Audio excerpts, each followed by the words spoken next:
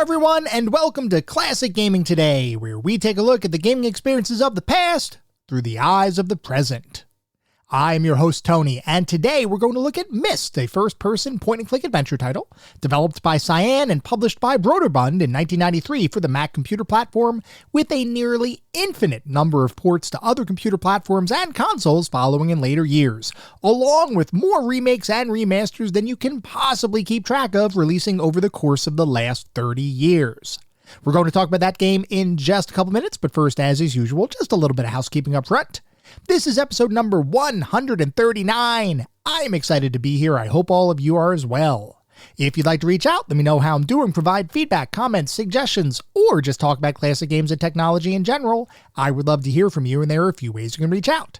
I have an X account with the handle @ClassicGamingT. I have an email address, which is classicgamingtoday@gmail.com, and we have a Discord server. The link is in the show notes. Discord is the best way to get in touch with me and the rest of the community around this podcast. We have a ton of fun out on Discord. We do weekly and monthly gaming challenges, prizes, awards, discussions. It is all out there. I highly encourage you all to check it out. I also highly encourage you to check out our Patreon. It is patreon.com/ClassicGamingToday. If you want even more Classic Gaming Today goodness, including a Patreon-exclusive bi-weekly podcast expansion pack, patreon.com/ClassicGamingToday is where it's at. I'd also like to give a shout-out to our Pantheon patrons. They are ISO, Rich Senewal, David Morton, Sam Twardowski, Sean Oliver, and Maximus Marshall, Steve Novoselic, Wendell Jr., Chris Snowden, left-handed guitarist, The Bay 101, and Marek.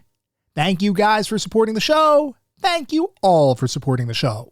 Whether you contribute monetarily or simply listen on a regular basis, I truly do appreciate all of the support. For anyone who may be new, welcome. I'd like to give a brief overview of the anatomy of an episode because, for the most part, all of our episodes follow a very similar format and structure. We will always start by talking about the history of the game in question, the historical context. How was the game made? Why was the game made? And then we move into a pseudo-review kind of section. And I say pseudo-review because it's not like we assign a numerical ranking or star counts or anything like that, but we do talk about every single game from several different perspectives. We take a look at the graphics. How does the game look? The sound and music. How does the game sound? The narrative and or story, if the game has one. Playability and controls, and overall feel. What does it feel like to play the game today versus when it was released 20, 30, maybe even 40 plus years ago? We do all of that to reach a verdict as far as how well the game holds up today. And to do that, we assign each game to one of several categories. At the very top of our list is the Pantheon of Classic Gaming. If a game reaches the Pantheon, you know it is that darn good. It is a certifiable classic. You should go out of your way to play those games today. Just beyond the Pantheon are our golden oldies. These are still really good games. I still highly recommend you play them, especially if you enjoy the genre in which the game exists. You should have a good time. They're not quite Pantheon level, but they're still really worthwhile experiences, and I still highly encourage you all to play them today. Beyond the golden oldies, we reach our mediocre mentions. This is where we start getting into the realm of games that I cannot recommend to the broad game-playing population. They might have aged a little bit, might have had a couple of issues to begin with. You may still have a good time, especially if you enjoy the genre in which the game lives. By all means, give it a go. But I can't recommend these games to the broader population. And then beyond the mediocre mentions, we reach the footnotes. These are the games that are best left in the annals of history. I have played them, so you don't have to. I cannot recommend anyone play these titles today. They have either aged incredibly poorly, or they may not have been all that great to begin with. With that out of the way, we're going to start talking about the game of the day. That is Myst.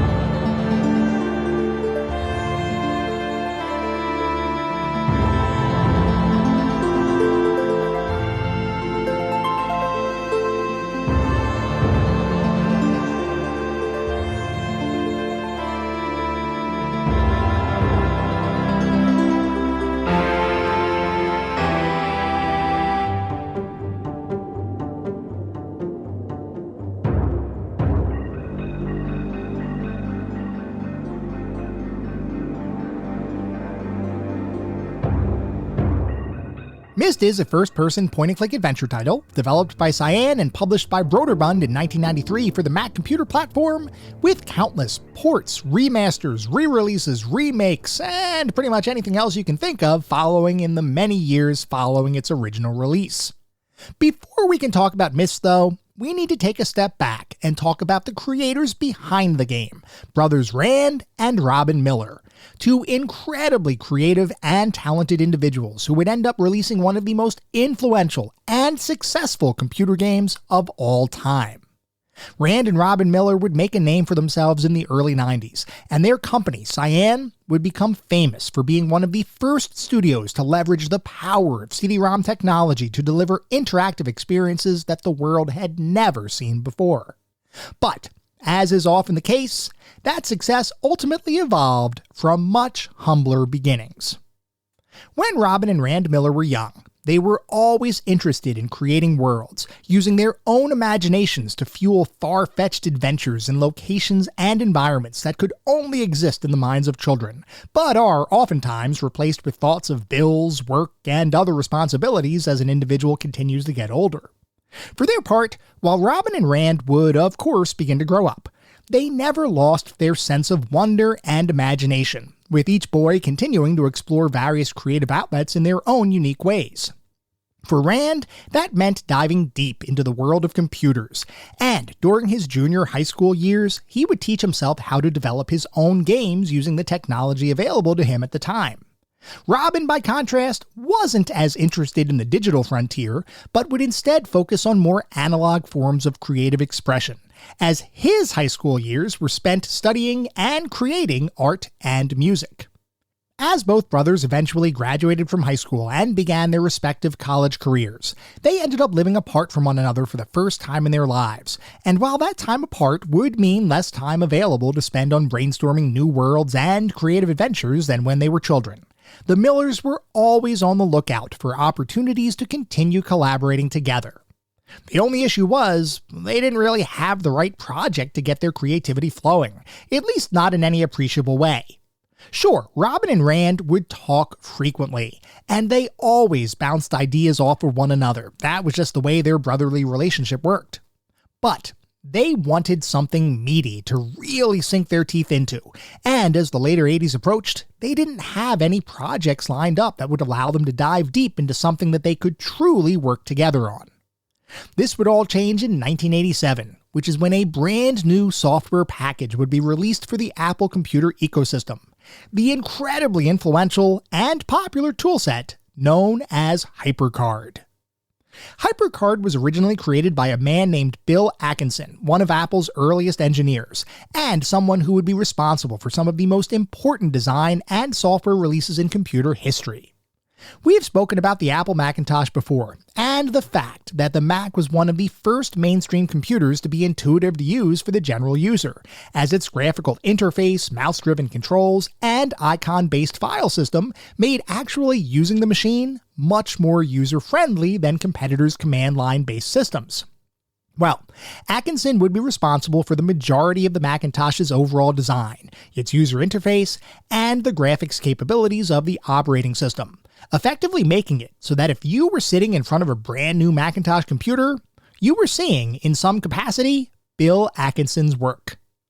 After the Macintosh launched, Atkinson would continue to develop various products and features for Apple devices, though for the purposes of our discussion, his most important creation occurred in 1985, when, after an LSD trip, which, by the way, I'm not making up, Atkinson envisioned a new way to organize and navigate various pieces of information that you might want to store on your Apple computer. Atkinson imagined an application that would present itself to users as a stack of cards, upon which pretty much anything could be written, drawn, or stored, with different stacks of those cards being usable for different purposes. Perhaps one stack for a given user might be the equivalent of a collection of cherished recipes. Perhaps another might be a Rolodex for your personal contacts, while another still might be a way of sorting your baseball card collection. And each of these cards could be linked with other cards using various user interface elements like text-based links, images, and buttons, creating an interconnected collection of different cards that, in a way, represented a web page-like interface, albeit before the World Wide Web was even a thing. If you could dream it, you could build it into stacks of these virtual cards, and for Atkinson, who once again was tripping on LSD at the time, the sky was literally the limit. As Atkinson returned to more normal mental functions, he sat down to begin bringing his LSD-fueled concept to life, starting with the creation of what was known internally as Wildcard in 1985, before eventually being refined, altered, and augmented into the product that would release on the market and be bundled with all new Macs in 1987, the application that we now all know as HyperCard. HyperCard was an immediate success, with countless individuals beginning to use the new tool to organize their lives, while industrious companies would begin designing generic templatized HyperCard stacks to sell to the public, a move that would become fairly lucrative given the popularity of the new tool. HyperCard was definitely one of those products that captured the imagination of the Apple user community, as there was no rule that said that HyperCard stacks needed to be designed for simple database-like information storage. Sure, that was its originally envisioned purpose, but it didn't take long before aspiring game designers began to consider that HyperCard, as a highly interactive and fairly open-ended tool, could potentially be used to create games. And it was this potential that brothers Rand and Robin Miller found so appealing, as they could use HyperCard to create interactive experiences of their own creation, without needing to program an entire game engine from scratch. Instead, the Millers could rely on HyperCard's overall framework and structure, add some visuals, script out some scenes, stitch all of that together, and then effectively have their own game. And most importantly, HyperCard allowed each brother to focus on their own respective areas of expertise. For Robin, who didn't care about computer programming but did love creating art and music, HyperCard was simple enough to use that he could draw an image, add it to a HyperCard stack, and then move on to draw even more images, while Rand, using his more technical background, could add various links and clickable hotspots to those images, program some scripted events using HyperCard's included programming language, HyperTalk, and continue to stitch together Robin's designs into an ever-increasing, more cohesive product. Both of the Miller brothers were enamored with HyperCard, so much so that they decided to pool their talents to create an interactive experience using that new software package, with the very first commercial collaboration between the two resulting in the creation of the game known as The Manhole in 1989. The Manhole was a bit unique in comparison to other games of the time, in that it was designed to be a sort of point-and-click adventure, albeit without much in the way of user interface elements, puzzles, or story. Instead, The Manhole would present itself as more of an interactive storybook, where children, or adults, could fire up the game and be presented with a first-person view into a whimsical fairy tale game world, with navigation within that world being driven by clicking various objects or hotspots on the screen. You never knew exactly what might happen when you clicked something in any of the various screens throughout the game. Maybe an animation would play, maybe you'd navigate to a different section of the world entirely, or maybe you'd find a new character to converse with. At the end of the day, it didn't matter what exactly happened when a player would click something on the screen, as long as he or she was having fun and was constantly being surprised.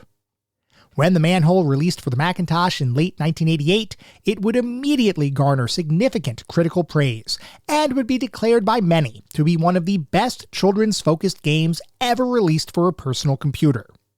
The combination of high-quality graphics, pre-recorded digital audio, and exploration rather than puzzle-centric gameplay made The Manhole more accessible than many other children's titles, and even beyond that, the novel use of HyperCard as a game engine would earn The Manhole various industry awards, including one from the Software Publishers Association that named the game to be the best new use of a computer, a testament to just how innovative The Manhole was upon its release.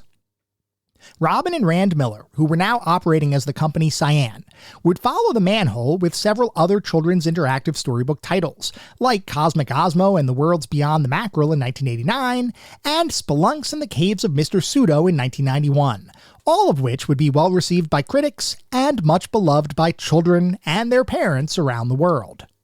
And the Millers, for their part, were very happy with how successful these early efforts were, as they never expected their games to be quite as popular as they would become. The thing is, though, Robin and Rand didn't want Cyan to simply be a children's entertainment company.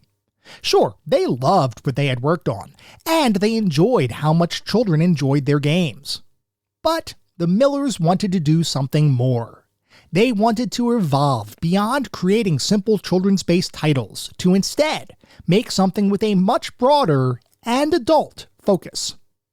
In fact, even during the development of Spelunks, the Millers had been considering branching off to develop a separate adult-oriented title, one that would offer deeper engagement and more challenging gameplay scenarios than what they had created up to this point. So they came up with an idea for a game that they envisioned as a more traditional point-and-click adventure game, a concept that the brothers ended up giving the working title The Grey Summons. With that general concept in mind, they started shopping their idea around to several game publishers. The Millers would meet with a bunch of different software publishers, one of which was Activision, who, while not quite as big as they'd become in later years, was still a very prominent video and computer game development studio and publisher. So the brothers met with Activision and pitched their idea for their adult-focused game that was supposed to be non-linear, challenging, and exploration-centric. And Activision basically said, "Nah, I'm not feeling it. Stick with children's games. That's what you're good at." The Millers left that meeting with Activision and, as you might expect, were not all that happy. They really believed that they could take their collective talents and create a game that would appeal to adults, but they just couldn't sell others on that concept. Compounding the issue was the fact that at the time, they didn't have a whole heck of a lot of money lying around, and in their own words, they were barely able to make ends meet. It turns out, even having several successful game releases under your belt did not guarantee financial stability, and the Millers had learned that fact firsthand. As luck would have it, though, the Millers would be approached by another company a few months after their failed meeting with Activision, a rival game publishing studio called Sunsoft. Now, for those who may be unaware, Sunsoft was not really a computer game developer, as they had historically been much more focused on the home console market.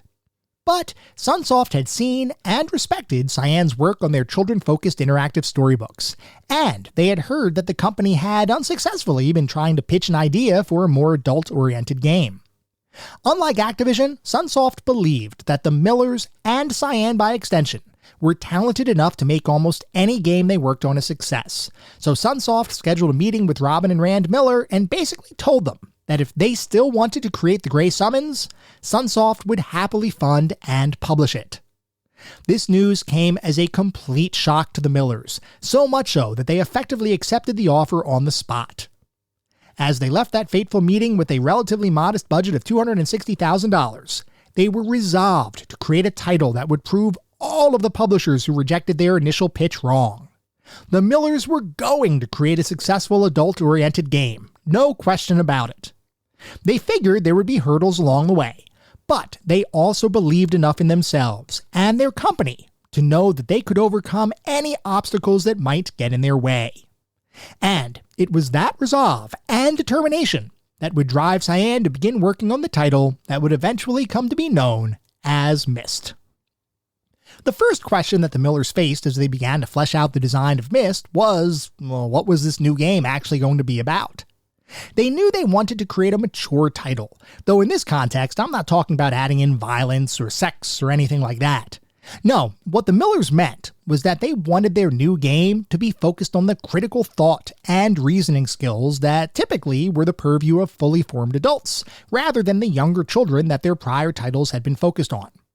So, they started to think about all of the different worlds and adventures that they had created when they were younger, and all of the different things that had influenced their creative and personal pursuits over the years, such as popular literary works like The Mysterious Island by Jules Verne, which incidentally directly led to Myst being called, well, Myst, as well as The Chronicles of Narnia by C.S. Lewis. As is often the case when someone attempts to create something entirely new, there are usually aspects of past experiences that help to influence that eventual creation, and Myst, as you might expect, was certainly influenced by the Millers' collective love of fantasy and adventure literature. Beyond those influences, Myst would also be influenced by the Millers' own work, in that the brothers decided early on that Myst, despite being targeted at adults, would continue to use the same hypercard-based framework that all of Cyan's prior games had utilized, which meant that Myst was, for all intents and purposes, going to present a first-person interactive slideshow-like experience. The Millers, however, didn't want to simply recreate the same kind of visual experience that they had previously employed. Sure, the game's framework would be similar to their past titles, but the visuals? They wanted those to stand out. Which is why Robin and Rand Miller decided to shift away from hand-drawn and animated visuals to instead utilize the very new and very bleeding-edge world of three-dimensional graphics. When we look at the gaming landscape of the early 90s, the simple fact is that 3D in games was often reserved for advanced and slow-paced flight simulation titles, primarily because rendering 3D scenes on computers of the time was almost impossible with then modern technology. What that meant was that if a game was going to display 3D visuals, designers either had to accept lower performance with degraded graphics, or potentially use clever programming tricks to make players think they were experiencing three-dimensional gameplay, when in reality the game was really processing two-dimensional graphics, as was the case with id Software's early first-person shooter titles like Wolfenstein 3D and Doom. The concept of using fully realized, texture-mapped, three-dimensional visuals in a computer game around this time was so far from reality that no other development studio even considered that such a game would be possible, let alone playable. That is, until Cyan began working on the visuals for Myst. With Myst effectively being a slideshow that utilized mostly static images, the Millers had an opportunity to pre-render a number of scenes using full 3D polygonal imagery, coupled with state-of-the-art texture mapping to create visuals that gamers had literally never experienced in a game before. Trying to process that level of visual fidelity in real time would have been impossible. But pre-rendering a bunch of images and cycling between them as players navigated a quote-unquote game world? That was easy enough, at least conceptually, for computers to process, and it meant that the game could contain incredibly advanced graphics without any appreciable performance impact, since all the computer was doing was displaying a variety of images. There were actually some performance issues that would need to be worked out, which we'll talk about in a little bit, but for the most part, painting images on the screen afforded Cyan and the Millers with freedom to design the scenes they wanted to create, without worrying about computer performance hampering the experience. With that newfound freedom, the Millers focused on creating graphics that were believable and semi-realistic, but still alien in comparison to real-world settings. The one thing the Millers really wanted to ensure, though, was that anyone playing their game would believe that they were navigating a real space, even if the environments would be unlike anything a person might find in the real world. This drove a level of design forethought that would form the foundation for the entire experience, as a guiding principle was the fact that anything in the game, from the puzzles, to the visuals, to the various buildings and environmental features in each of the game's worlds, had to be based on real physics and design principles. What this meant is that if you saw an object in the game world, it wouldn't simply be a flat-shaded collection of polygons, as most other quote-unquote 3D titles of the time utilized. It would be a much more realistic portrayal of that object, complete with the physical components like screws, nails, and rivets that you would typically see in real-world objects. The thought here was that failing to include this level of detail would break immersion for players, which for the Millers would have meant that they failed to deliver the kind of experience that they were hoping for, and great effort was taken to make sure that this failure would not happen. As the visuals for the game were coming together, the Millers turned their attention to how best to create and deliver the story that they wanted to tell for the game. And here, the brothers would end up utilizing a few different techniques to deliver an interactive experience that would far exceed other games of the time. For one, the advent of Apple QuickTime, which allowed for easy playback of multimedia files like pre-recorded videos, meant that the Millers could explore a relatively new and exciting technology that was slowly making its way across the video and computer game industry, that being the inclusion of full motion video, or FMV, scenes in the game. As longtime listeners know, I love FMV in gaming, and when filmed actors began appearing in computer games in the early 90s, I truly thought I was seeing the future of interactive entertainment. Apparently, the Millers believed the same thing, so they decided to integrate FMV into Myst, with each brother taking on different roles in the game, with various film clips set to play as the player would reach various different milestones within the game itself. And those clips would be one of the primary ways that the game's story would be delivered to players. Though here, it's important to note that the story being designed for inclusion in the game itself was merely the surface level of the extensive backstory that the Millers had created behind the game, which included a number of different characters, civilizations, and elements of lore that, in some cases, were never mentioned in the game at all, but served to make the storyline that was in the game feel more real and based on actual history than it otherwise would have. The thought was that it's not always about knowing everything. It's about understanding that something exists beyond what you see, which creates the perception in your mind that what you're experiencing is in fact real.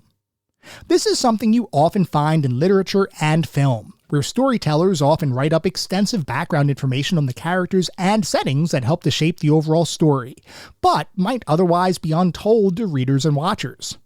In the early 90s, the majority of games did not have this degree of narrative focus, but with Myst, the Millers wanted to exceed every potential expectation, storyline and backstory included.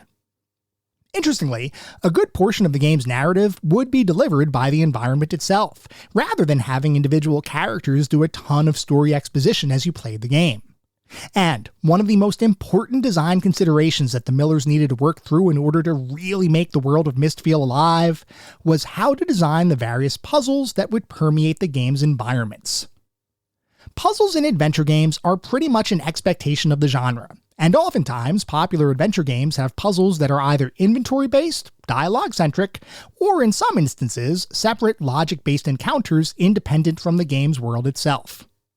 Anyone who has ever encountered a sliding block puzzle in an adventure game and thought, this doesn't feel like it fits here, has experienced firsthand what happens when a game's designer decides that a particular section of a game needs a puzzle, but isn't quite sure how to make that puzzle work within the internal context of the game itself. The Millers did not want Myst to have traditional adventure game puzzles. They wanted the game to feature a physical world where the so-called puzzles were really just figuring out how the world worked, and relied on environmental clues and observation as opposed to logical or illogical leaps of deduction. The brothers likened their puzzle design to the concept of a circuit breaker panel attached to a house.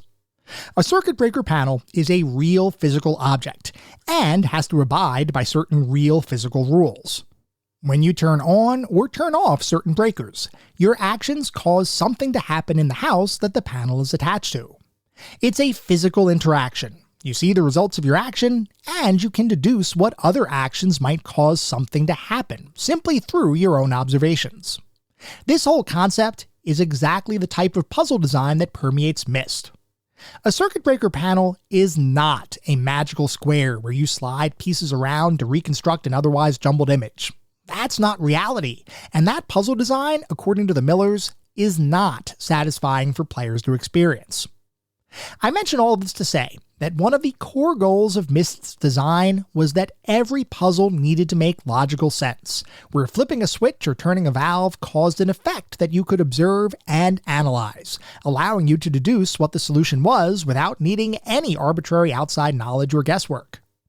If the whole game could be designed such that puzzles didn't feel like traditional adventure game puzzles, then the Millers believed that they would be able to deliver an experience to players that would truly make them feel as though they were transported into a brand new world. In order to enhance that level of immersion, the Millers were initially opposed to the inclusion of any music in the game, believing that a soundtrack would make it feel like you were playing a game rather than experiencing a living, breathing world.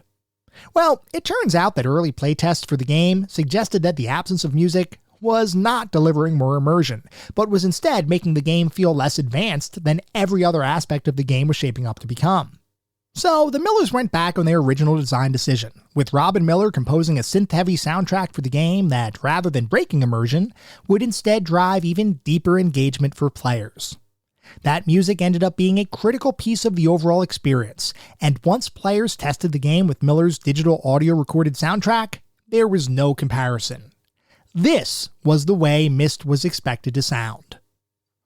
As all of the various aspects of Myst coalesced into a single integrated package, it was fairly evident that the common storage technology of the time, namely the venerable 1.44 megabyte floppy disk, was entirely insufficient to store the amount of visuals, sounds, and videos that the game was designed to utilize, which meant there was only one alternative. Myst would have to use the relatively new CD-ROM storage medium as the primary way to deliver the experience that the Millers wanted players to have. But even though CD-ROMs provided the storage needed to bring Myst to life, there were still some technical limitations to be overcome, with the biggest hurdle of all being how to make the game actually play like a game. We talked earlier about the fact that the slideshow-like design of Myst made it so that computers only had to worry about displaying pre-rendered imagery on the screen, rather than processing and rendering those images directly, which would have been impossible given available technology of the time. Well, despite the fact that it is pretty easy for a computer to display a static image on an attached monitor, the computer still needs to read that image, and Myst's graphics were so advanced that the resulting images would end up being prohibitively large for computers to display without pretty significant performance issues, primarily driven by the fact that CD-ROM drives of the time were primarily single-speed devices, capable of transferring 150 kilobytes of data every second. When you consider that many hard drives of the time were measured in the tens of megabytes, and CD-ROM disks held 650 megabytes of information, it's not hard to see why these early CD-based games had to rely on streaming rather than installing data. And when you consider Myst needed to stream images with large file sizes, coupled with digital audio and video sequences all at the same time, it quickly became apparent that 150 kilobytes of data per second is woefully inadequate for maintaining any degree of playable performance. This led the team at Cyan to develop brand new compression algorithms to minimize the size of any files that needed to be loaded while the game was running. Though even with that compression, there were still performance issues with the game, which drove Cyan's developers to actually plot out where on a given CD each file was stored, making it so that related images, audio, and video were all stored in a similar physical location on the disk, which served to reduce the amount of cycles a CD would have to spin to load those contiguous pieces of data, and finally, making the game's performance on par with expectations. Eventually, all of the different elements of the game would come together, the performance issues would be ironed out, and Myst would be ready to release to gamers around the world to hopefully enjoy. There was only one question. Would Myst actually sell well? Would Robin and Rand Miller be able to successfully create an adult-oriented game using CD-ROM technology, which at the time still had limited adoption, and actually make a mark on the industry? Would Myst ultimately be successful?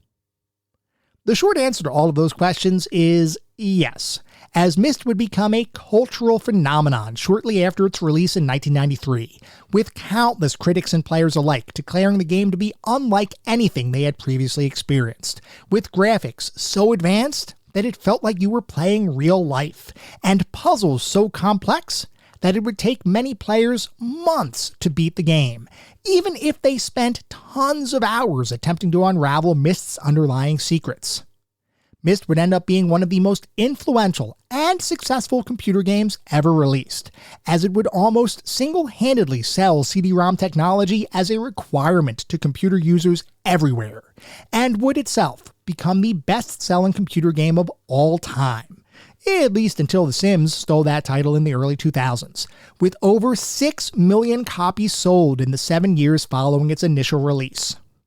That release would be followed up with a number of sequels, novelizations, remakes, and remasters, so much so that despite the fact that Myst was originally released in 1993, it has never really left the cultural spotlight. In fact, Myst just recently received yet another remake, this time for virtual reality devices in 2020. And that's not even to mention the countless ports to a number of different computer and console platforms over the years, a string of releases that once again made it so that Myst has, since its inception, been a constant fixture in the minds of gamers around the world. Back in the 90s, there was even the possibility of Disney creating an entire theme park land based on Myst. That's how big Myst was, and continues to be, to a degree, even today.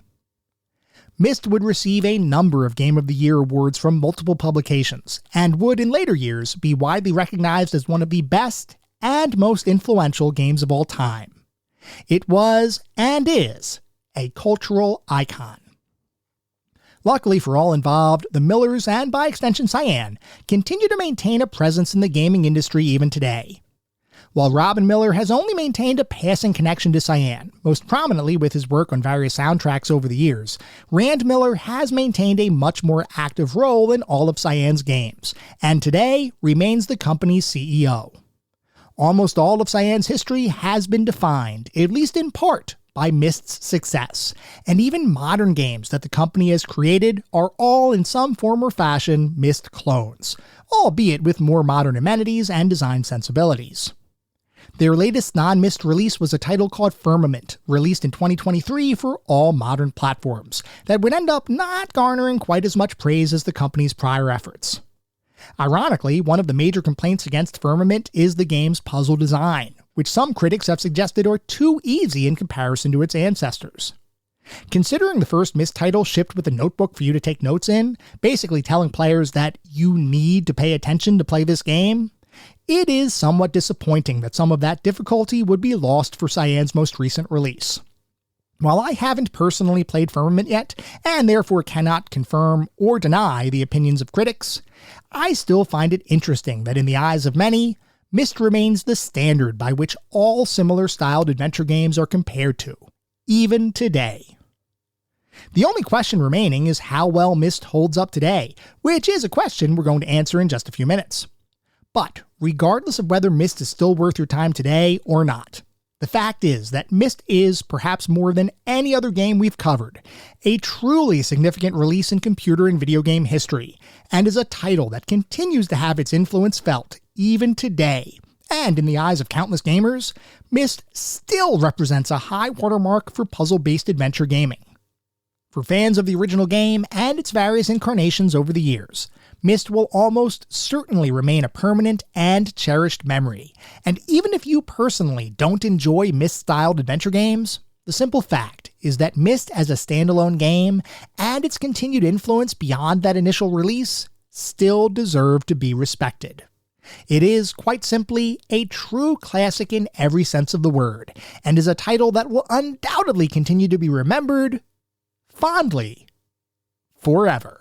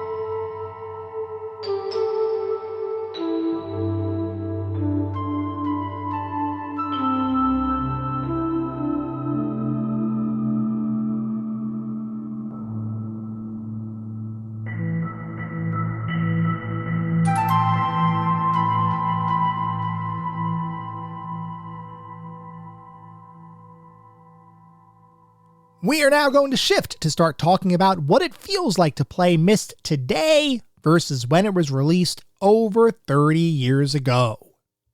Myst, like we've talked about, is a first-person point-and-click adventure game, and in many ways, after it was released, it became the standard bearer for the entire first-person adventure puzzle game genre, with countless imitators releasing their own Myst-styled adventure games in the years following Myst's initial release.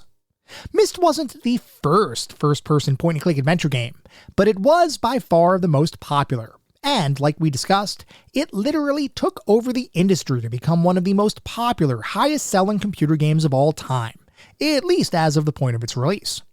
With such popularity, it only stands to reason that other companies would stand up and take notice, and over the years there have been a ridiculous number of Myst clones released on the market, some of which skewed very closely to the framework and structure defined by Myst, while others would attempt to evolve the overall genre by including different gameplay mechanics, more challenging and interactive puzzles, more expansive character and dialogue options, and countless other tweaks to the original Myst formula. Even Cyan itself would iterate on the Myst formula through its own future sequels, as well as unrelated follow-on efforts in the first-person adventure game space, some of which were incredibly well received by the broader gaming community, while other efforts were a bit less enthusiastically received.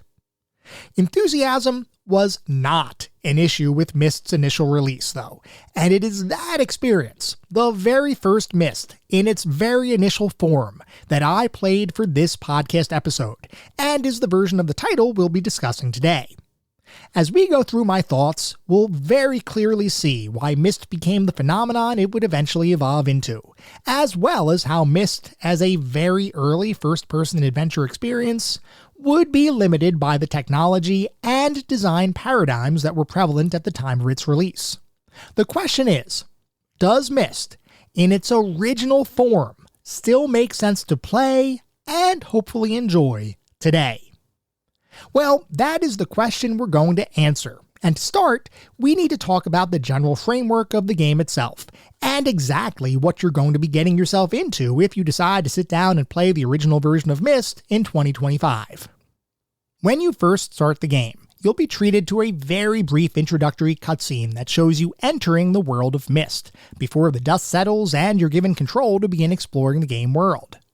Myst is 100% a first-person experience, meaning that unlike many of the adventure games we've talked through in the past, in this instance, you're not taking on the role of a character. You are, in fact, the character in the game, which sounds like a minor nuance, but in reality is one of the ways that Myst, right from the beginning of the game, begins to lodge its addictive hooks into you. Making the player be the star of the game, rather than having the player inhabit a character that's ultimately the star in the game, drives some specific design considerations that warrant a brief mention. To start, anytime you interact with another person or character in the game world, they will always be talking to you, as though you're standing right there in front of them, which is a surprisingly effective way of driving engagement and making you care about the world you're exploring. The fact that all of the other characters in the game are presented to you with full-motion video pre-recorded performances is just icing on the cake, at least for FMV lovers like me, and even though I'd never classify Myst as a movie-like experience, there is a bit of psychology at play here that makes you feel like you're starring in your own adventure, which, like I mentioned, automatically increases your feeling of engagement, right from the very moment you begin exploring Myst Island. And speaking of exploration, the original version of Myst comes from a time where first-person perspectives in gaming did exist, but were limited in terms of how detailed any first-person exploration could be, simply because the technology of the time required any experiences with smooth first-person gameplay to have relatively limited graphics, oftentimes with pre-constructed environments that consisted of solid colors or, in some instances, highly pixelated texture mapping, in order for computers to actually be able to allow players to move through those first-person experiences. Myst, as we'll talk about, looks unlike any other game released in 1993, with graphics that literally made the world's collective jaws drop. But that graphical fidelity was only possible by pre-rendering every environment and object that might appear in the game, which meant that real-time smooth first-person movement and interaction just wouldn't be feasible in Myst's world. Instead, the development team behind Myst decided to create the game world by stitching together a series of still, or at best minimally animated screens that players would be able to explore by clicking various locations or objects, which would then trigger a new screen to load to simulate moving in the direction you just clicked, or potentially would show a close-up view of whatever object you just clicked, with additional interaction possible if the object was part of some sort of puzzle or other scenario that would warrant additional clicks on the screen. The fact that mostly static images are stitched together into an engine that rewards clicking from one screen to the next is the reason why many gamers have described Myst as an interactive slideshow, and conceptually, that is a valid observation. Labeling Myst as a glorified PowerPoint experience, however, is terribly reductive, as there is a surprising amount of interactivity included here that I, honestly, didn't realize existed in this original version of the game.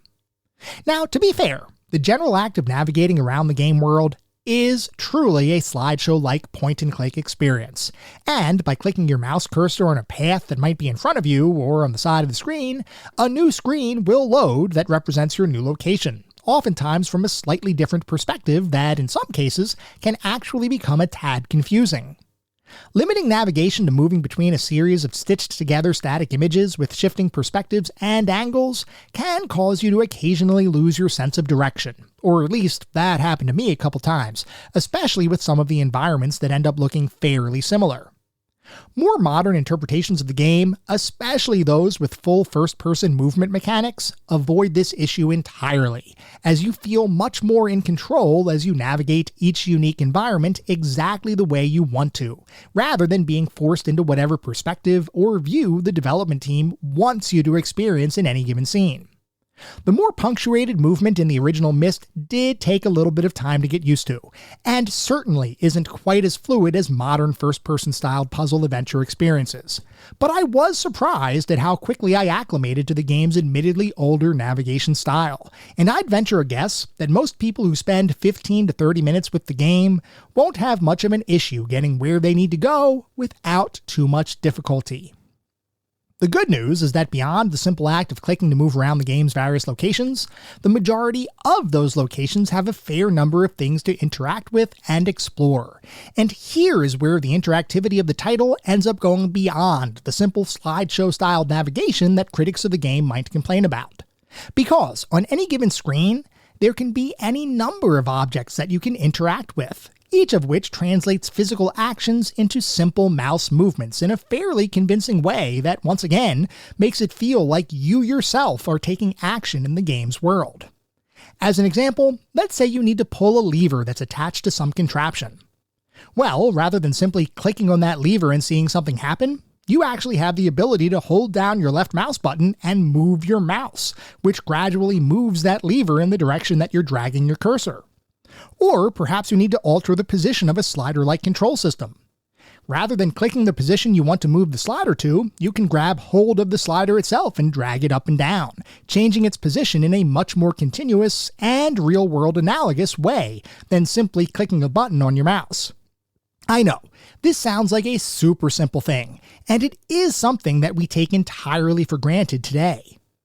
But the fact that there is this additional piece of interactivity included in Myst's overall design is a major reason why the game does in fact feel more engaging than its otherwise slideshow-based navigation would suggest. There has to be some sort of psychological principle at play here, because I would have never assumed that adding a few objects with some limited, albeit real-world inspired interactivity would have such a profound impact on making the game feel more engaging than what it otherwise would be. But in this instance, that's exactly what those interactive objects allow to happen, and the game is a much better experience, and more enthralling experience as a result.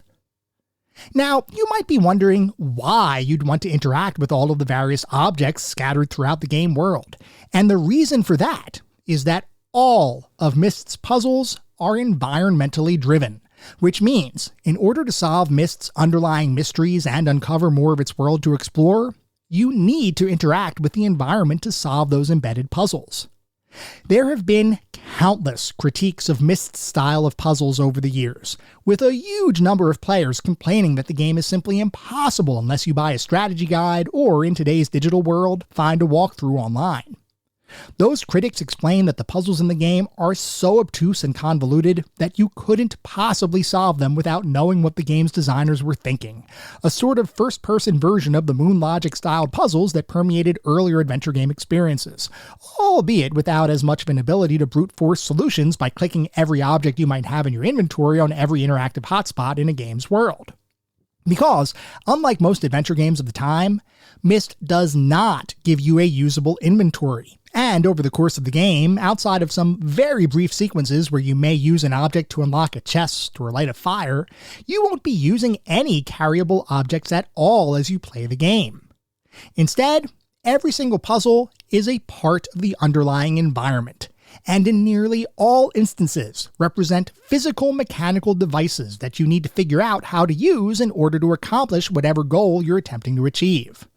The cool thing here, and something that is likely a bit different perspective than what many critics of the game maintain, is that every single puzzle in the game is 100% logical and makes perfect sense within the various environments you'll be exploring. So much so that you can trace the physical construction of each puzzle through the environment to help you figure out how to solve certain puzzles. To illustrate what I mean, I'm going to give a very slight spoiler to a very early game puzzle sequence, but one that will hopefully help show that puzzles in Myst, despite appearing at first glance to be random and intentionally obtuse, are in fact logical in every single sense of the word, whether you're talking about the island of Myst, or perhaps the real world. Early on in the game, you're tasked with navigating off of Myst Island to one of 4 other quote-unquote ages, which in this context you can think of as being other disconnected worlds and environments for you to explore. With the titular island of Myst acting as a hub world of sorts, you need to figure out how to make your way off of that island and into one of those other ages, a task that for the uninitiated might seem impossible. Sure, the game does give you a few brief hints early on, both via a note found on the ground as well as a projector with an embedded message that helps to point you in the right direction. But once you decipher those initial clues, you'll be left on your own to figure out what to do to progress further in the game. As you explore the island of Myst, you may come across a device that looks like a rocket ship, with a door that refuses to open because, of course, there's no power flowing to that rocket. Looking around, you see that there are in fact power lines that are attached to that rocket, and if you follow those power lines to their source, you'll find an underground power station where you can press a series of buttons that change the amount of voltage provided to those power lines. Through the clues you received earlier in the game, you've been able to piece together how many volts you need in order to power the rocket ship, which sounds like it'd be a simple matter of matching the power station's output to that number, but in reality, there is a bit of trial and error at play here, as each button on the power station's control panel augments the voltage by a certain amount, and figuring out the right combination of buttons to equal but not exceed the desired voltage becomes a bit of a mathematical exercise that you'll need to solve. Along the way, it's possible that you might press an errant combination of buttons that results in excessive voltage, in which case the power going to the rocket ship is going to be shut off. Because, as anyone who's ever overloaded a circuit in the real world likely realizes, you've just blown a fuse, or at a minimum tripped a circuit breaker in the circuit. In many adventure games, solving this issue would involve finding a separate machine to harvest a working fuse from and bring it back to the power station to replace any faulty electronics that might be impacting power delivery. In Myst, though, the solution here is figuring out where in the circuit you might have an issue, and then going out to fix that specific break. In this instance, you leave the power station and once again notice the power lines hanging overhead. As you do that, you see one of the power junctions is near a pole, and by that pole is a ladder. You decide to investigate that power junction, and after climbing the ladder, you notice a switch at the top of the pole, which is effectively analogous to a breaker switch in a real-world electric circuit. So you decide to do exactly what you would do in the real world, which is, you throw that breaker switch, which it turns out will reset the circuit going to the rocket ship and allow you to try to calculate the appropriate voltage once more. This time, you enter the correct voltage into the power station without overloading the circuit, which allows the rocket ship to receive the power needed to have its door opened, and you enter the now accessible location, ready to solve whatever other environmental puzzles might present themselves to you. This is a super simple example of the style of puzzle that permeates every aspect of the Myst experience, and I have to say, I have always been, and remain in love with this style of puzzle design. I love environmental puzzles that actually make sense, and the fact is that every single puzzle in Myst is able to be figured out based solely on the information provided to you in the game, along with leveraging your own observational and deductive skills to help apply logical thinking to the puzzle chains you'll need to eventually solve. And oftentimes, there are even multiple ways to deduce the solution to different puzzles, some of which might be based on educated and logical observations, while others might be based on more explicit clues provided by the game and its environments. Solving a puzzle in Myst makes you feel like a genius, and even in situations where the puzzle itself is pretty darn simple, anytime you do something that has an appreciable impact on the environment around you gives you a wonderful sense of accomplishment, and in many ways feels even better than solving the puzzles in a more traditional third-person perspective adventure game. The primary reason for that, from my perspective, is the aura that has surrounded the Myst experience ever since it was first released, where so many gamers didn't have the faintest idea of what to do in the game, other than walk around the island and look at pretty things. For gamers who grew up thinking of Myst as this collection of unsolvable puzzles, which I will admit was my own perception for many years, solving a Myst puzzle makes you feel like an adventure game prodigy. In reality, the design of Myst's challenges is much simpler and more straightforward than they first appear, and once you figure out the way the game intends you to interact with its world and the puzzles that appear throughout that world, you'll likely find an experience that, while still challenging, is remarkably less esoteric and convoluted than you may have been led to believe. To put this into perspective, I even enjoyed the underwater submarine maze included in the game, because you're provided with just enough clues to figure out the appropriate path through that maze without needing to guess at any point in the experience. Now, for those who may not know, I have some pretty direct thoughts about the way most games implement mazes, which is to say, typically, I hate attempting to navigate a maze in a game. Myst's maze was surprisingly a joy to navigate, because once I finally figured out the admittedly subtle clues the game was trying to give me, I realized that this was one of the more direct, instantly solvable mazes ever put into an adventure game. There was no guesswork, and there was no need to draw out extensive maps to exhaustively test every possible path through the maze.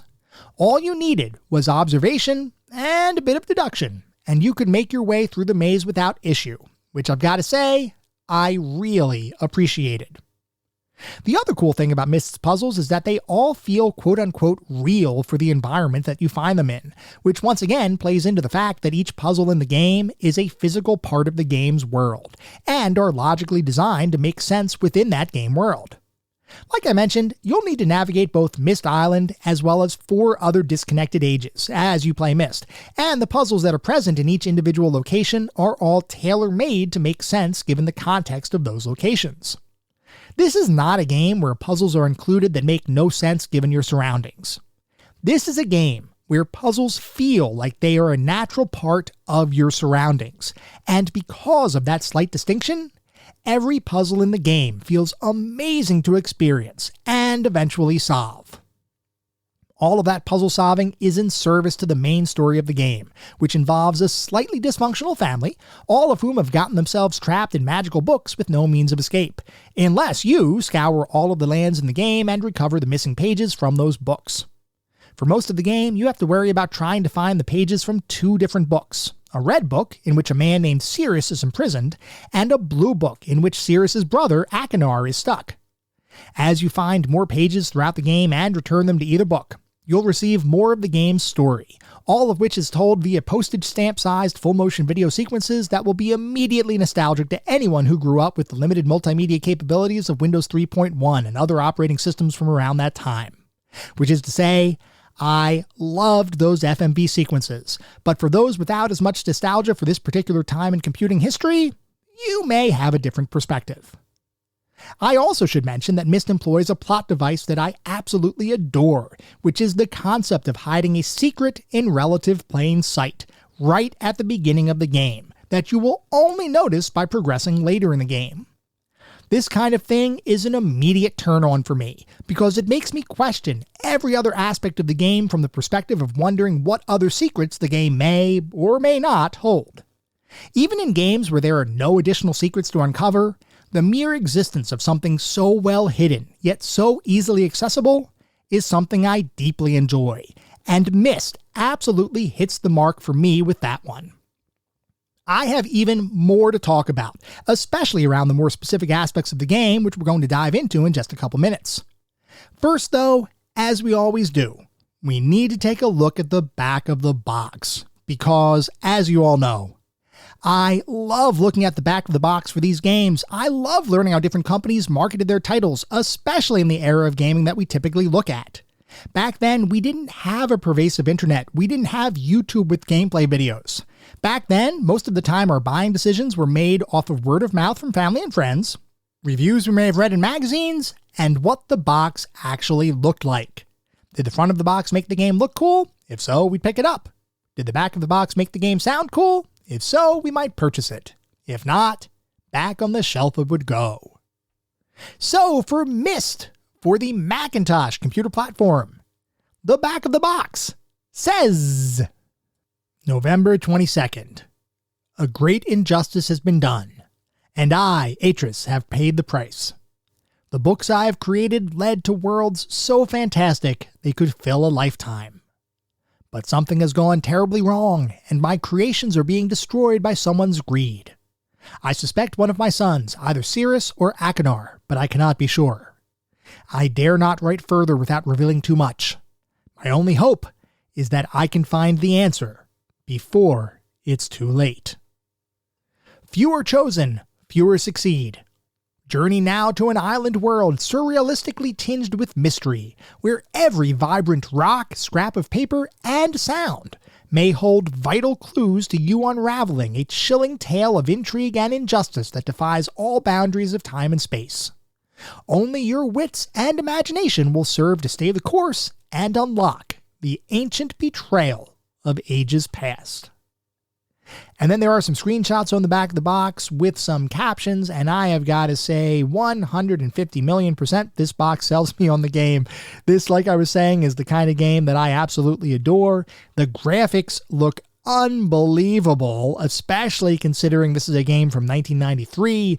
The content on the back of the box, the actual writing, makes me want to play the game and uncover every single mystery hidden across the game. This is the kind of game that appeals to me universally, and it is no shock that I did in fact buy Myst back when it first came out. Now I will admit that back when it first came out in 1993, I was 12 years old, and I never really got that far in the game back then. I enjoyed walking around Myst Island and gawking at the pretty pictures, but outside of that, I never really figured out the game back then. I have, of course, rectified that issue now as an adult, but back then, I was just content to have the box on my shelf and to have the beautiful environments of Myst Island available to me to explore whenever I wanted. Anyway, we're going to move on now to start talking about the more specific aspects of the game, and we're going to start by talking about the graphics. When Myst first came out, the graphics looked more advanced than anything that had ever been seen before, with a fully texture-mapped, rendered three-dimensional world that was so exquisitely detailed and so realistic, yet still somewhat alien, that millions of players around the world became enthralled with that game, and in some cases became enthralled simply looking at the game. That's how good the game looked when it was first released. Looking at Myst today, you can definitely see its age, as the visuals that wowed players 30 plus years ago now look a bit too sterile and simplistic to hold a candle to the more expansive game worlds we're used to today, with advanced lighting techniques, photorealistic texturing, and any number of other graphical effects that make games today look, for lack of a better term, real. Interestingly, when individuals first started playing Myst back in 1993, photorealism was an actual term used to describe some of the game's graphics. In retrospect, and in reality, the graphics in Myst don't approach photorealism in any definition of the word. But back in the early 90s, the term was used a bit more loosely to describe something that was so much more detailed than what was expected that it truly blew people's minds. Myst in 1993 definitely fit that description. Myst in 2025, though, not even close. That's not to say that the graphics are bad, and in fact, I actually really do enjoy the majority of the graphics in the game, and think that the general style holds up even today. The overall level of detail is certainly lower than modern expectations, and there were some environments, particularly the water and treehouse world known as the Channelwood Age, where the similarity of different visuals make it a bit hard to know where you are as you navigate through different sections of that area. And the included FMV sequences, while awesome simply because they are of course FMV, all look pixelated and shrunk in comparison to the Ultra HD visuals we're used to today. But overall, these are relatively minor issues, certainly something to consider and recognize, but nothing that I believe will impact anyone's enjoyment of the game. For people who grew up through this era of computing history, the graphics will likely be a nostalgic throwback to a simpler time where anything that was fully computer-generated was considered to be realistic. For others who may not have had that pleasure, the graphics here will likely be perceived less positively, and the fact is, neither group of individuals is wrong. Regardless, my personal opinion is that the visuals in Myst still hold up, mostly even today. Though if you want a better, more modern visual experience, I highly encourage you to play one of the remakes and remasters that have come out over the last 30 years, with the latest release from several years ago being by far the most visually appealing of the bunch. Otherwise though, the original Myst still looks fine today, though it is admittedly showing its age. Moving on to the sound and music, the music in Myst remains as excellent and otherworldly today as it was when it first released, with a collection of both suspenseful tracks that drive more tension than you would ever expect for a puzzle adventure game, coupled with contemplative and soothing pieces that make you wish you were really walking around the beautiful grounds of Myst Island, to spookier songs that really convey the psychological frame of mind of various characters in the game. In all instances, the music is amazing, and while the music in Myst never takes center stage, it remains a perfect complement to the rest of the game, and is something I enjoy listening to, even outside of the game itself. From a more technical perspective, the audio in the original version of Myst is definitely of a lower overall quality than most modern titles, with a degree of compression and lower resolution that makes the audio sound not quite as crisp and clear as what would be ideal. This is purely a technical issue, driven by limitations in the technology available back in 1993, and in no way does the lower audio fidelity impact how the game plays, or, at least for me, the enjoyment of the overall experience. The music is still clear, and the quality of the melodies absolutely shines through. It's just not quite as high fidelity as what we're all used to today. Other aspects of the audio, like special effects and the voice-acted dialogue, all fall under the same kind of critique. Looked at from an artistic perspective, everything sounds great, and even the acting performances of Rand and Robin Miller are light years beyond most developer-driven performances, as were prevalent in video and computer games around this time. Looked at from a technical perspective though, things sound once again just a bit lower fidelity than what was considered state-of-the-art today. Not a huge deal at all, just something to understand. Overall though, the audio here is awesome, and other than the technical limitations of the title, I have no complaints. Moving on to the narrative and story, the plot, lore, and backstory behind the world of Myst is perhaps more expansive than nearly any other media property that began its life as a video game, simply because, over the years, there have been more than a few sequels and spin-offs, in addition to a series of novels that greatly expand upon the lore of the world in which the Age of Myst resides. That being said, all of this story exposition happened after Myst was first released, and you might assume that the story included with Myst itself might be a bit more condensed than all of the works that would follow. And yes, while the story included with Myst the game is decidedly more quaint than the story behind Myst's extended universe, it is ultimately as interesting to learn about.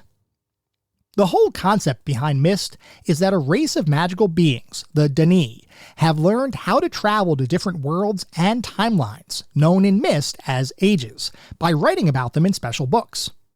These worlds are not willed into existence through the writing of these books. Instead, the books are designed to link to one of any number of infinite worlds that might exist in the broader spectrum of the universe.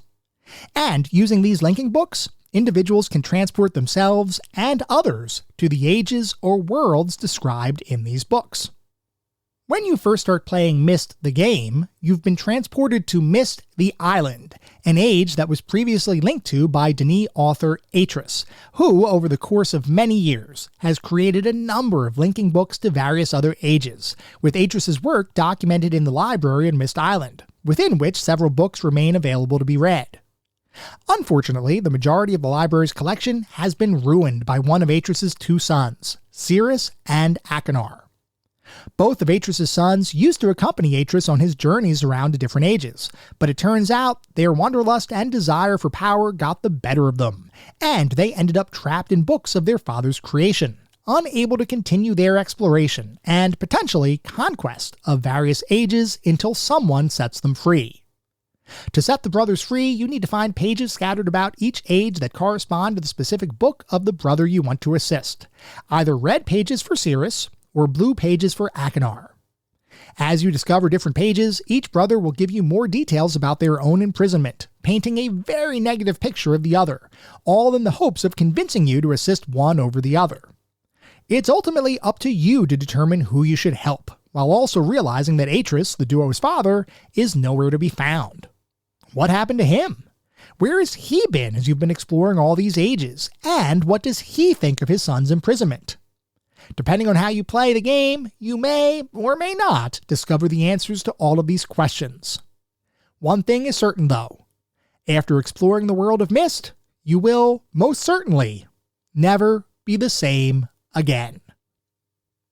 This story is absolutely incredible, and I loved every single aspect of it, from the similar, albeit different perspective stories of Cyrus and Achenar, to the way Atris fits into the picture, to the written books that give you additional context behind each of the ages you'll end up visiting, to the environmental storytelling that paints each brother in a very different light, depending on which layers, so to speak, you may be exploring in a given age.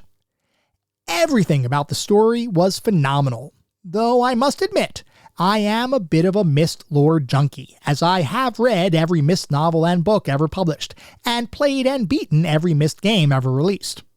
Even without the additional backstory and lore provided by those extended experiences though, the storyline of Myst stands alone as an intriguing and mysterious narrative, and one that makes you really want to figure out what the heck is going on here. Assuming you make your way through the game, you'll eventually start to piece things together, and along the way, you'll be treated with a narrative experience that is surprisingly deep and engaging, and I enjoyed everything about it. Moving on to the playability and controls, we already talked a fair amount about the controls and playability earlier, so I'm not going to rehash all of that here. What I will say though, is that Myst in its original form definitely has some control eccentricities that take some getting used to, most notably while navigating around the various environments in the game and orienting yourself as perspectives and angles shift as new scenes appear on your screen. I did experience a bit of disorientation as I navigated certain environments, and on occasion the hotspots I clicked on moved me to a different location than what I had intended. But after getting a bit more used to Myst's 1993-era movement mechanics, most of my issues went away. Even after getting used to the controls though, I still found the game's navigation to occasionally be a bit hit or miss, and certainly when compared to modern remasters, the original version of the game is a bit rough. That said, all of the control and navigation issues immediately became less of a concern as I continued to become enraptured, enthralled, and engaged with the game's story and the various puzzles that are so well integrated into the environment that I couldn't help but smile every time I figured out the trick to solving each one. Now, in all fairness, I have played Myst before, so none of the puzzles I encountered were truly new. But what I found is knowing the general concepts behind the puzzles gave me a newfound respect for the quality of each puzzle's designs, and the way the game's design team made sure that those puzzles all made sense within the context of the game. As an example, I knew that careful listening skills were needed to get past the submarine maze in the game, but playing Myst just recently, I really developed an understanding and appreciation of all of the clues that the game gives you to make that maze so much better than the mazes in most other games. And in the process, I ended up loving Myst's puzzles even more than I had previously.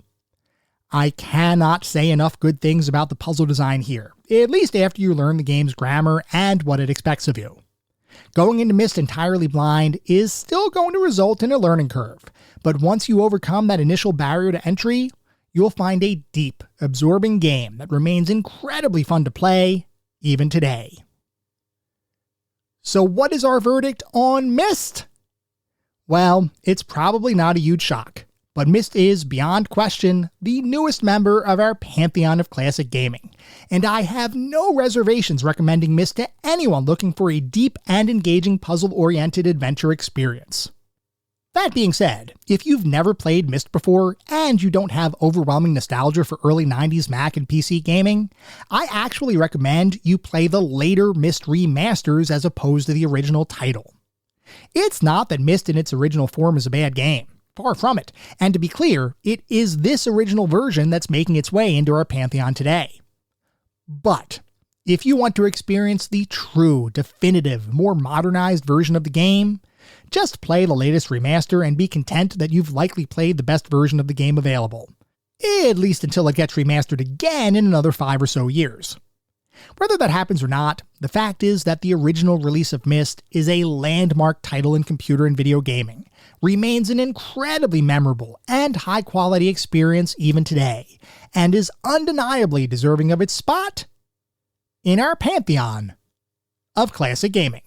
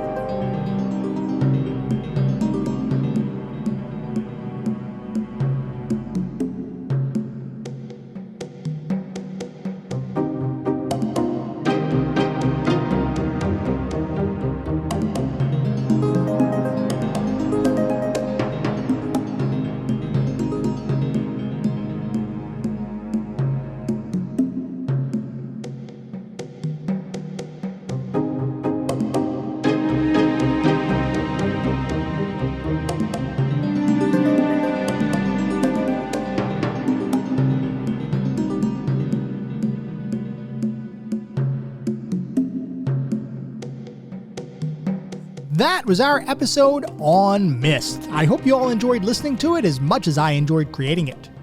If you'd like to reach out, let me know how I'm doing, provide feedback, comments, suggestions, or just talk about classic games and technology in general, I would love to hear from you, and there are a few ways you can reach out.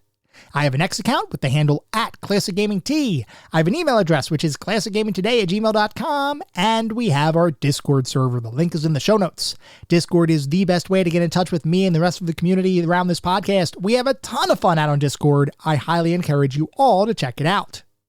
I also highly encourage you to check out our Patreon. It's patreon.com/ClassicGamingToday. If you want even more Classic Gaming Today goodness, including a Patreon-exclusive bi-weekly podcast expansion pack, patreon.com/ClassicGamingToday is where it's at. Before we sign off for the week, I do want to mention that our next episode is going to be our next Sounds of the Classics episode, and this one is going to be Sierra versus LucasArts. So feel free to write in if you have any particularly fond tracks from either Sierra or LucasArts that you'd like to talk about. At the same time, I recognize you're likely listening to this podcast on any number of podcast engines. And if you would feel so inclined, it would be great if you could leave me a review. This is not about trying to bolster star counts. This is not about trying to harvest a ton of 5-star ratings. Though if that happens, awesome, it means we're doing something right. No, what it's really all about is trying to deliver the best possible podcast I can. The only way to do that is to get feedback from all of you, the listener community, to make sure I'm hitting the mark and delivering the content you all want to listen to. We get new listeners every single day, which is simply amazing. I want to continue to grow this community and continue to make the best possible podcast I can. We'll be back in around a week with our next episode focused on Sounds of the Classics, Sierra versus LucasArts. Until then, remember, sometimes the games of the past are just as good, if not better, than the games of today. Goodbye, everyone.